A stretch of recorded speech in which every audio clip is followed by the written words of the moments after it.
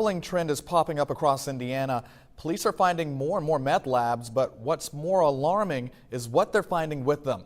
Just this past week, we brought you the story of Blake Bowles. Bowles was arrested for having a meth lab in his Sullivan home.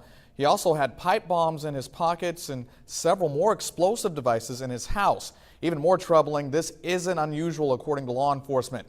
News 10's Patsy Kelly spoke to Indiana State Police to find out why. As a resurgence, a new popularity in the meth culture. In recent months, we've shown you these suspects, all arrested for connections with methamphetamine. At this time, none have been convicted. Along with the hazards of the drug itself comes other dangers. When we find these meth labs, there are numerous weapons in the house and at times explosive materials. It seems to be firearms and explosive materials are on the rise in the meth culture versus other drug cultures. That makes these crime scenes even more dangerous. Our officers are having to worry about dealing with explosive materials, the extra chance of firearms being on the property, vehicles, so on and so forth. So it adds a whole new danger dimension to what we are doing. Experts are studying why many meth abusers also have firearms, explosive materials, and other weapons.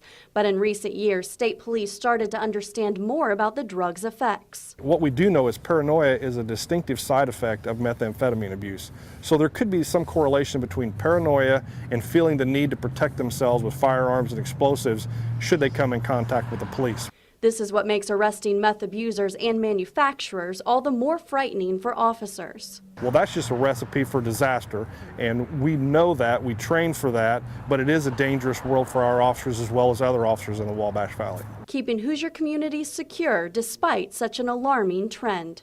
In Terre Haute, Patsy Kelly, News 10.